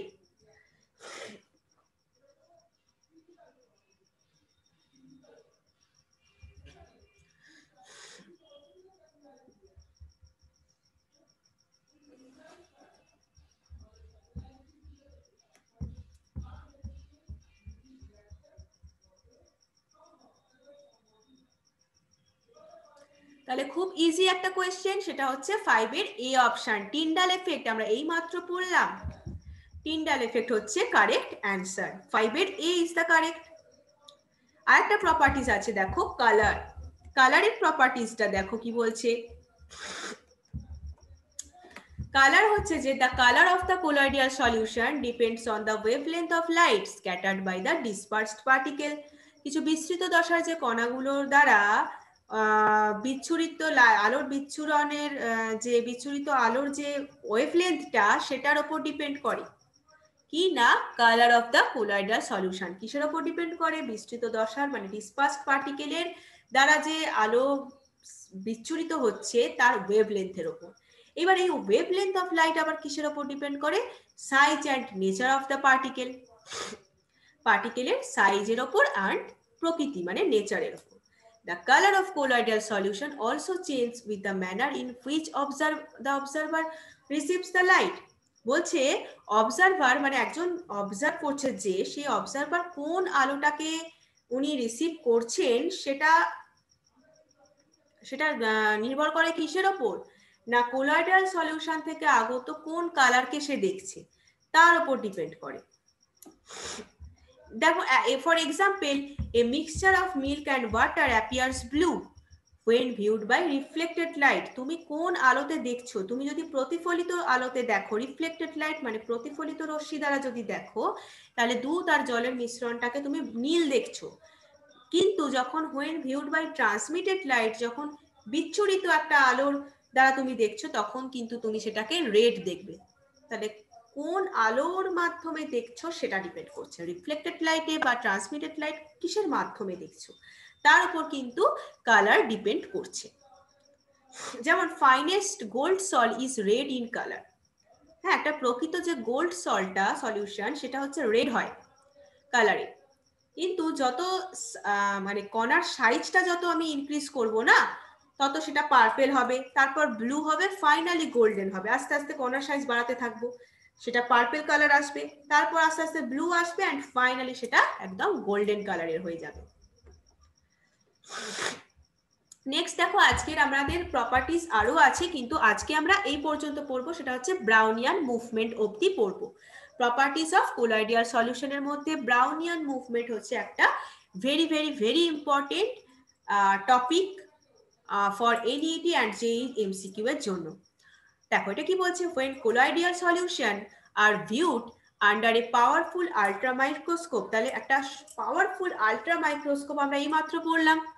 Ultra microscope দিয়ে যদি আমি দেখি colloidal সলিউশনটাকে, colloidal particle appear to be in a state of continuous zigzag motion all over the field of view। বলছে colloidal particle গুলো কি হয় জানো, মানে ওরা কোনো কন্টিনিউয়াসলি কোনো রেস্ট নেয় না, ওরা কন্টিনিউয়াসলি জিগজ্যাগ মোশনে মানে ইতস্তত ভাবে বলতে পারো, ইতস্তত ভাবে চারিদিকে অ্যাপিয়ার হয়ে যায়, ইতস্তত ভাবে ছোটাছুটি করে আর কি, ঠিক আছে। এবারে this motion was first observe, এটা ফার্স্ট অবজার্ভ করেছিলেন রবার্ট ব্রাউন, উনি একজন ব্রিটিশ বোটানিস্ট, তাই জন্য ব্রাউন নাম অনুসারে কিন্তু এটাকে ব্রাউনিয়ান মুভমেন্ট বলে। এই মোশনটা independent of the nature of the colloid. দেখো এখান থেকে কিন্তু খুব ইম্পর্টেন্ট তোমাদের first point, second, third point important and fourth point, আমি কোনটা ছেড়ে কোনটা বলবো মানে প্রত্যেকটা ইম্পর্টেন্ট, ঠিক আছে প্রত্যেকটাই, কারণ এটা খুব ইজিও, পড়তেও তোমাদের ভালো লাগবে, দেখবে বুঝলে অবশ্যই ভালো লাগবে। যে রবার্ট ব্রাউনের অনুযায়ী তো নামকরণ হলো, এই কোলয়েডাল পার্টিকেল গুলোকে যদি আমি দেখি বিরামহীন ইতস্তত ভাবে এরা ছুটে বেড়ায়। This motion is independent of the nature of the colloid, মানে এরা কোলয়েডের নেচারের ওপর ডিপেন্ড করে না এদের ব্রাউনীয় গতিটা, but depends on the size of the particle and viscosity of the solution. Very very important for MCQ. বলছে এরা কিন্তু নেচারের ওপর ডিপেন্ড করে না কোলয়েডের, কোলয়েডের সাইজ, কোলয়েড কণাগুলোর কিরকম আকার আকৃতি এটার ওপর ডিপেন্ড করে, আর ভিসকোসিটি অফ দ্য সলিউশন সেই দ্রবণের সান্দ্রতার ওপর ডিপেন্ড করে। ভিসকোসিটি মানে সান্দ্রতা, ভিসকোসিটির ওপর ডিপেন্ড করে। Smaller size and larger the viscosity, তাহলে আমি সাইজটাকে যত স্মল রাখবো এবং ভিসকোসিটিটা যত কম হবে, সান্দ্রতা তাহলে ফাস্টার ইজ দ্য মোশন, তাহলে এই ব্রাউনীয় গতিটা কতটা ফাস্টার হবে, কখন হবে না যদি আমি কোলয়েড কণার সাইজটাকে স্মল রাখি এবং সলিউশনের ভিসকোসিটিটাকে কম রাখি, তাহলে কিন্তু ব্রাউনীয় গতি একদম ফাস্টার হবে। দেখো এখানে পিকচারটা দেখো 5.12-এ দেখো কিরকম জিগজ্যাগ মোশনে অল ওভার দ্য ভিউতে দেখো কন্টিনিউয়াসলি জিগজ্যাগ মোশনে এরা ছুটে চলেছে ইতস্ততভাবে। Brownian movement has been explained to be due to the unbalanced bombardment of the particle by the molecules of the dispersed medium. বিস্তার মাধ্যমে অণুগুলোর আনব্যালেন্সড বোম্বার্ডেন্ট মানে কি সংঘাত বা সংঘর্ষ, আনব্যালেন্সড মানে অসম সংঘাতের ফলে, কণাগুলোর অসম সংঘাতের ফলেই কিন্তু ব্রাউনীয় গতি সৃষ্টি হয়। ব্রাউনিয়ান মুভমেন্ট কখন সৃষ্টি হয় না ডিসপারশন মিডিয়ামের মলিকিউলগুলোর দ্বারা কণাগুলোর অসম আনব্যালেন্সড বোম্বার্ডেন্ট অসম সংঘাতের মাধ্যমে পার্টিকেলসগুলোর। ঠিক আছে, Brownian movement has a stirring effect which does not permit the particle to settle. এদের একটা স্টায়ারিং এফেক্ট আছে। হ্যাঁ, এখানে আমার কমপ্লিটই হয়ে যাচ্ছে। আচ্ছা, ব্রাউনিয়ান মুভমেন্টের একটা স্টায়ারিং এফেক্ট আছে, যেটা কি করছে পার্টিকেল গুলোকে আমাদের ধরে রাখতে একদম মানে পারমিট করছে না। ঠিক আছে, which does not permit the particle to settle করতে এরা পারমিট করে না, and thus is responsible for the stability of the sol. কি বলছে না কণাগুলোকে এরা কি হচ্ছে না সেটেল মানে এরা কণাগুলোকে অধক্ষিপ্ত করতে এরা কিন্তু দিচ্ছে না, তার জন্য কি হচ্ছে এরা স্টেবল হচ্ছে। আমরা লায়োফিলিক আর বা লায়োফোবিক একোলয়েডস গুলোতে কি পড়েছিলাম, লায়োফোবিকটা আনস্টেবল হয় কারণ সেখানে অধক্ষিপ্ত হয়ে যায়, তঞ্চিত হয়ে যায়, কিন্তু লায়োফিলিকটা স্টেবল হয় কেন, তারা অধক্ষিপ্ত হয় না। তাহলে এখানে দেখো ব্রাউনিয়ান মুভমেন্টের একটা স্টায়ারিং এফেক্ট রয়েছে, যা একে থিতিয়ে পড়তে দিচ্ছে না বা অধক্ষিপ্ত হতে দিচ্ছে না, তার যেটা হচ্ছে responsible for the stability of sol, এটাই কিন্তু ওই সলিউশনটার স্টেবিলিটির জন্য রেসপন্সিবল। চলো তাহলে আজকে last MCQ number 6, Brownian motion depends upon very important MCQ for NET and JEE। তোমরা নাম্বার 6 দিয়ে অপশনটা লেখো, তাহলে আজকে আমাদের ক্লাসটা এখানে শেষ করব। তারপরেই